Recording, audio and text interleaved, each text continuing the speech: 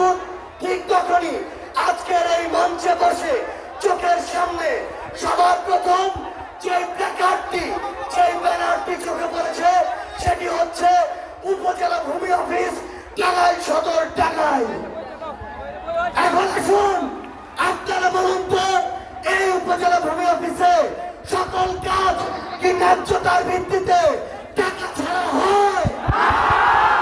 তাহলে টাকা দিয়ে আমার ন্যায্য অধিকার এই, তাহলে আজকে থেকে শুধু এই ভূমি অফিস নয়, আপনারা এই টাঙ্গাইলের যে কোনো অন্যায় দেখলে আপনারা অবশ্যই আপনাদের ব্যক্তিগত জায়গা থেকে সেই প্রতিবাদটি জানাবেন কিনা? আমরা জানতে পেরেছি আপনার এই যে মেডিকেল কলেজ, এই মেডিকেল কলেজের নাম ছিল এই সেই ঐতিহ্যবাহী টাঙ্গাইল, যখন বাংলাদেশে